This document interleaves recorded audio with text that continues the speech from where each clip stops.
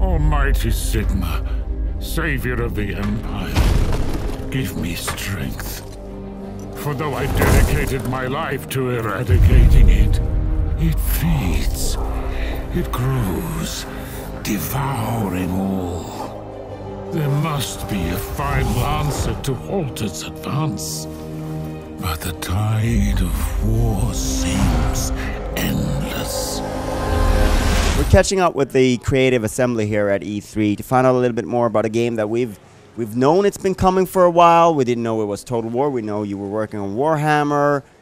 Then something slipped out late last year or something like that. And then we have finally gotten to see the battles in Total War Warhammer. I mean, it's a perfect marriage, if you will. Can you tell us a little bit about how this project came to be and sort of what kind of relationship the studio, if you will, have to this franchise? Well, I think it's something the Creative Assembly's always wanted to do, and I kind of come from the other side of the fence. I was at Games Workshop for 16 years. I now work with the guys at CA. I know for a fact it's something they wanted. They wanted to see Warhammer in a Total War paradigm. And so it is, you know, the stars have aligned and we have this match made in heaven. Yeah, I mean, it's been absolutely fantastic for us, kind of, certainly from me as a very big history fan with the series, to actually be able to do this amazing fantasy setting, which to a lot of people is very seminal to what fantasy really is, and really bring this tabletop game to life, like make these very static models actually real, actually physically moving within the game. Because you know, it's always been those historic battles, and that's a lot to pull on, but perhaps you've had some ideas that are a little bit too fantastic to ever pull off in a historic setting. Yeah, I mean, like, you would never see wyverns flying around or people casting these really bombastic magic spells within a historical setting. You just can't. But with Warhammer, because they've explored all these kind of different fantasy ideas, we can really just take what they've done and basically bring it to life in the first time in a Total War series. So I guess we've got a writer here. Yeah. Story is important in Warhammer. Yes. Perhaps it's not something that I mean, the Total War series is known for its sandbox, for that sort of thing. How do you go about writing for this game? Well, first and foremost, this is a Total War game. So it's a sandbox game allowing you to do anything you like within that paradigm. But we obviously want to get those lovely bits of fiction that Warhammer is. And so we can do that through what we've called the quest battles. And that allows us to take someone like Karl Franz, the Emperor, and almost play his story through quest battles. It's something you can take or leave. You don't have to engage with them. But if you do, you'll learn a bit more about Karl Franz, his personality, his motivations. You'll play through these quest chains, taking your armies and growing them and fighting these very bespoke battles. And then at the end, that'll help you unlock these powerful magic items that he's known for. The demo you've just seen is actually a compilation to get Gamereactor, the Warhammer, the game's actually named after. And to do that, you've got to beat Grimgor Ironhide at the Battle of Blackfire Pass, so he'll give you a rousing speech. And if you can do it, you'll unlock this powerful magic item, as well as hopefully having some narrative along the way. Saying all that, also, there is a big arc. I don't want to say arc plot, but we're going to throw in a few surprises that probably Total War gamers haven't seen before. Still, within all that, it's still a sandbox game as well. Still your story as well to sort of explore. In fact, this allows you to create your own stories as well. A lot of Warhammer, because you in the tabletop sense, because you create your own armies, you fashion your own generals, and then play that out on a tabletop, we're allowing you to do this too. In fact, we have some very deep skill trees, don't we? Because effectively there's no time. Time isn't passing in a traditional sense. It's more like a comic book sense, in the same way that Spider-Man doesn't always age. And so that has allowed us to go really deep there, isn't it, Simon? Yeah, I mean, like, your characters are going to be growing on the campaign map. Through their skill trees, they're going to be evolving and improving as they go along. But then you're also going to be doing stuff that you've not done before in Total War. For example, your agents that we're calling heroes. So things like you had your witch hunters, you had your warrior priests, you got your spellcasters. Like, these are your kind of individuals on the campaign map, and they're going to have their own growth, right? They're going to gain their traits and abilities and different skill trees as they go, as well as being equipped with their own magic items from the battles that you win. And then for the first time, you can actually bring them into battle with you, right? If they're in your army when a battle starts, they will be fighting on the battlefield alongside your general and his armies.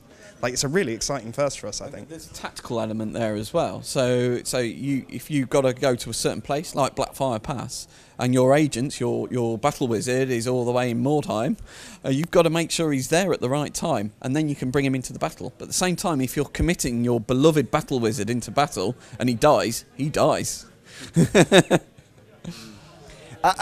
So, I mean, looking at this, so if we take a look at sort of the RTS side of things, the battles, what kind of experience can people expect, and sort of where does the Total War sort of experience change with the Warhammer?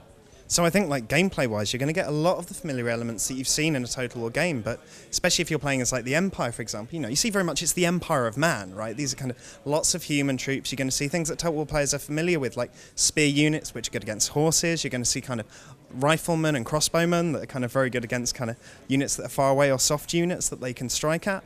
Right, but then you're also going to see all these kind of newer mechanics that we've brought in, and while the formula's still there, we're adding a few extra ingredients to it, right? So you've got your flying units, right? These guys are very strong. They're kind of really good hit-and-run unit, right? Like, unlike previously, where your cavalry would have to flank around, your flying units can flank over, right? They can hit the vulnerable side of your army, like the bit that you would normally protect with your shield wall.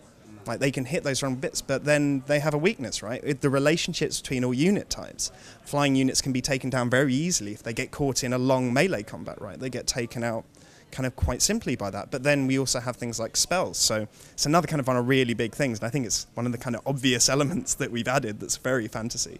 But spells are balanced to be kind of really tactical. They're a really strategic use. Now, you have the winds of magic throughout the battles, which is something we've taken from the Warhammer lore itself.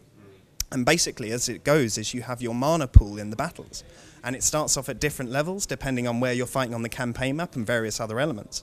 And it starts to build up. Now, to cast these kind of really big spells, you need a lot of your winds of magic charged up to use. And in that time, you've not been using some of your kind of weaker spells that are buffs or debuffs to the kind of yours or the enemy's units, right? But when you use it, if you use it at the right time, it can be absolutely devastating. But used at the wrong time, you've just wasted your magic.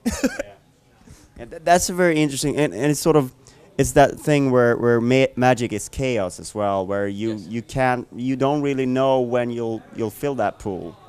Yeah, exactly. So it's kind of really dependent on where you're fighting. Like, different areas of the world have lots and very little magic. I mean, you got areas where magic is just flowing all over the place, right? And you can probably get more spells off in those spaces, but you could get a place where there's almost no magic whatsoever, and you know, your spell options become severely limited by being in those locations. So in terms of the hero units, how has that changed the experience? So I think being able to bring them into battle is quite exciting. It's part of this idea of the character that's kind of one of our really big pillars of what Total War Warhammer is meant to be, right? So, you know, by being able to develop these people and then have them in battle, it's almost like a kind of a fellowship that you're sort of bringing in with you. You're bringing in these characters from your storyline into these epic seminal battles that you're fighting. And to roll back to the idea of the quest battles, you know, as well as fighting against a preset force, so in this case Grimgor's army coming over the hill, the units you bring into these battles are your own. That was Karl Franz's army from the campaign map that he has brought into the battle with him, right? He's chosen the units that he wants to fight that battle. He's chosen to have his wizard by his side. He's chosen to have his witch hunter by his side. And together they're going to try and take down the Greenskin army. Right, so I believe you've announced 4 factions, is that? Yes, that's right. correct. We've got 4 playable factions, the Empire, Orcs and Goblins, Vampire Counts and Dwarfs. So what kind of decision, what went into that decision making, and sort of why did you leave some out? I mean, I'm sure it's like a difficult thing because there are so many things you want to get in there, Yeah. but what was the decision making? Well, I mean, it's very tempting to get everyone in. I mean, there is 15 current playable factions in Warhammer, but we didn't want to do breadth and give each one a shallow experience. We want to do justice to the Warhammer fans out there. So by choosing the races we have, we can go very deep with them. Make sure they've got all the units. Make sure we've got really deep skill trees for all their generals. Saying that, you know, the plan is to make sure every Warhammer fan is happy, and this is the first game in the trilogy. you know, and each trilogy, each project in that trilogy will be a standalone game.